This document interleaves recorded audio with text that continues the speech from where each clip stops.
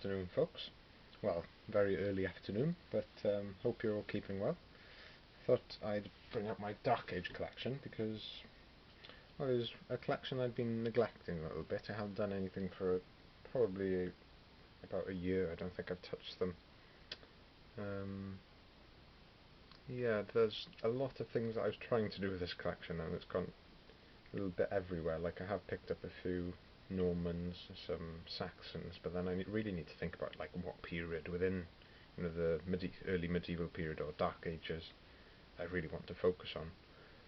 At the time, I was actually writing my dissertation on the Gododin and the early Welsh and Cumbric people, so I did the Gododin warriors with white shields. Sort of indulge myself a little bit. I just thought the white shields would be nice and thematic because they're mentioned in the Old Welsh poem, but we're not 100% sure if they did have, this sort of uniform chalk white painting on their shields. It's a bit of a assumption, shall we say, but I thought it tied everything quite nicely together. But I definitely don't have enough for Hail Caesar, so I'm really moving towards big battle games like Black Powder and Hail Caesar, and I suppose I can put them into trays like this, and I suppose this would be like a standard unit really, and you can sort of put together trays to make your large unit or whatever. But as I just realised a little bit earlier, just before making the video, and this tray sort of collapsed on me from this ledge and all the figures went sprawling. Trays aren't perfect either, unless you magnetise them. They can be a bit of a pain. In future, if I was to do Hail Caesar sort of Dark Age combat, I think I would put them on multi-bases, 4-6 figures to a base. I actually saw one YouTuber doing it really well. I think he's been doing Picts. His name or username escapes me at the moment, but yeah, he's been doing, you probably know who I'm talking about. He's done Dark Age Picts, maybe Irish, I'm not sure. But what he's done is put, I think, like 6 figures to a base, and rather than put those onto like 40mm frontage, he's put them on 60mm frontage. So I think like 2 or 3 of those bases then make up a full standard unit, so that's a really nice way of doing it. Yeah, so these are not actually Dark Age Welsh then, they're more sort of Danish with the axes and maybe some thematic shields. I've sort of done some random looking shields there, but I really like when the shields are all different, painted with different patterns, which is something I was kind of missing with the white shields. So I might do a double back, and if I've got a ton of time on my hands, go and paint the shields back over again, or maybe keep them as they are and then start afresh with a new unit. I'll definitely need some more Saxons. So I suppose these would be like Anglo-Danes. I might need some help with the sort of late Dark Age history, because I only really read around the really early stuff. So I could have some really early Angles and Saxons to go against my Welsh. That would be a nice way to do it. But then, countering that again, I actually do have some Normans, which would be, pretty late Anglo-Saxon history, the Norman conquest and things. And to that end, I painted up 2 of these, more like sample figures than anything. I really like the Norman figures. Gripping Beast do really nice ones. I think Footsore do some, but I haven't done Footsore miniatures in massive abundance yet. I mainly stuck to Gripping Beast because that's what I bought in a Wargames convention. I got a huge tray full of them. So I did a lot of Gripping Beast metals, but of what I've seen of the Footsore miniatures, they like blow everything out of the water. They look really, really nice. So I could get some of those.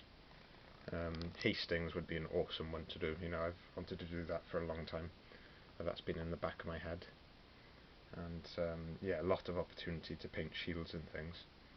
I think these are Perry Normans in the back there. I have made a start on a few of them, but I glossed them and just put them back in the cupboard then, so they've definitely been neglected. They need some TLC, lots of highlights, painting of all their clothes and things. But at least the flesh and metals are done, so that's, I suppose, one step. I think the metal could be brightened up a bit with silver. That's what I tend to do now, so you can blend Vallejo, like if you have Vallejo natural steel or Vallejo oil steel, just a touch of silver just brings up a bit of a highlight. So yeah, it's just something to mull over really. These are just some of my internal thoughts for the next project. I hope you don't mind. I'm definitely still doing Napoleonics and commissions. The Napoleonics, I've primed up a squadron of cuirassiers now, so I don't actually have any of my own cuirassiers, and I've done them all with swords shouldered because I thought that looked quite nice. I'm surprised how many there are in a box. You don't have... I don't think the cuirassier sprues have casualty figures. I might be wrong. No, I think they might have one or two, because I did some... yeah, I have done some casualty figures with those, and I've converted a few of them to make my own casualties, like cuirassier casualties. But when Perry reopens, I'll definitely be putting in a big order, and I really hope they don't suffer too badly from the sort of... I don't know, so you could have like an economic crisis following, I suppose, a long period of things shutting down. You know, people aren't selling, so I just feel a bit sorry for them, really, and I don't know if there's anything we can do when some of the companies are able to reopen. I suppose putting in big orders will just like ensure that they have like continued I don't know, production and selling, just, you know, a bit of a stimulus back into the sort of hobby economy, I suppose. But that might be a long way away, I'm not sure. I'll just keep calm and carry on for now. These are then the skirmishers, and at the back there's some more of the command figures for the Welsh. I've got a bard as well, so he could be an Aaron type character. And another, I had one of these from Lee Hughes. I think this is the one I didn't do. So that's the one I had already, and then Lee Hughes sent me one, so I did him then in a sort of leather cuirass.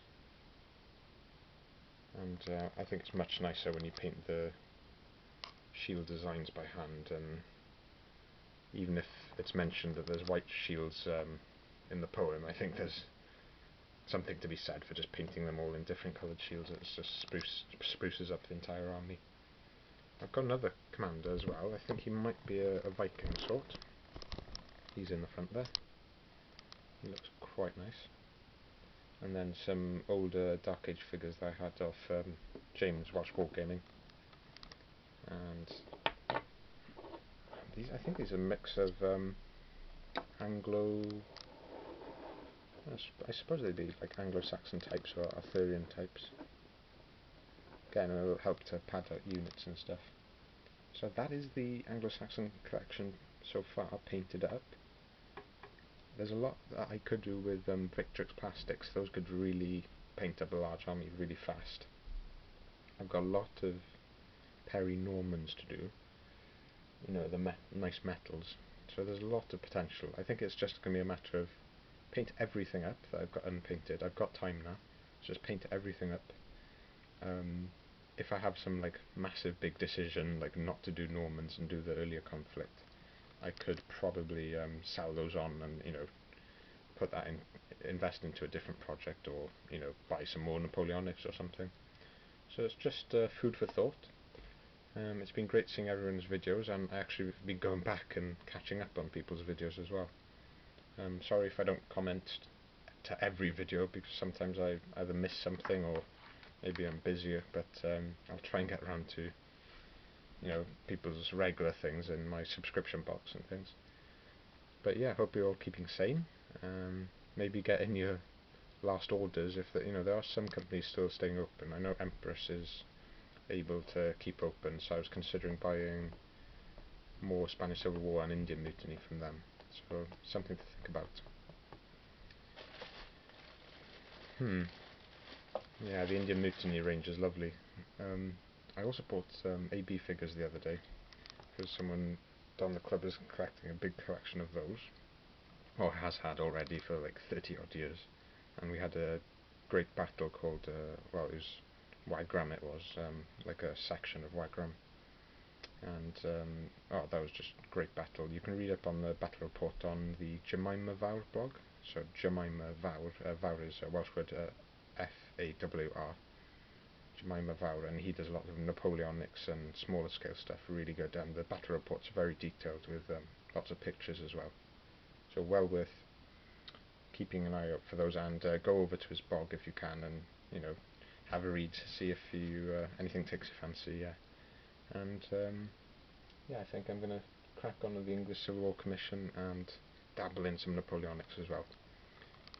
In a few weeks, or maybe a month or two, I'll be completely done with my course, so I can really ramp up the painting then, and 24/7 pretty much, just burn through anything I've got unpainted,